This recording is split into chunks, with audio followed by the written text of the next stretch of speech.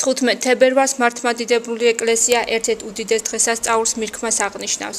გორის ღვთისმშობლის შობის ტაძარში წირვალოცვას მამა გიორგი უძღვებოდა, რომელმაც დღევანდელი დღის მნიშვნელობაზე იქადაგა. ერთ-ერთი წინასწარმეტყველების მაცხოვრის განკაცების შესახებ წინასწარმეტყველების კითხვის დროს მართალი სვიმეონი დაფიქრდა ამ საკითხზე, რომ თუ როგორ შეიძლებოდა რომ ქალწულს ეშვა ძე კაცობრიობის მცნელი, მაშინ მას ჰქონდა ხილვა, რომ ის იცოცხლებდა მანამდე, სანამ თვითონ არ იხილავდა მას.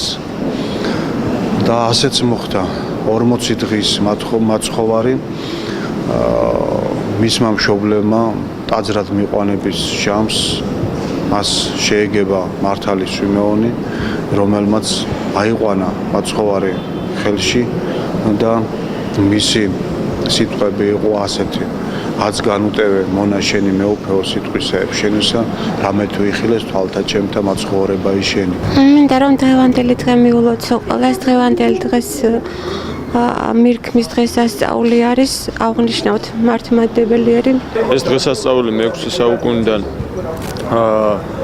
იღებს სათავეს, მაშინ შემოიღეს კონსტანტინოპოლში. ძალიან მნიშვნელოვანი დღესასწაულია, ერთ-ერთი დიდი დღესასწაული მართლმადიდებლურ სამყაროში. ულოცავ ყველა მართლმადიდებელს დღევანდელ დღეს შეეწიოთ უფალი. მირქმა იგივე სიყვარულის დღეა.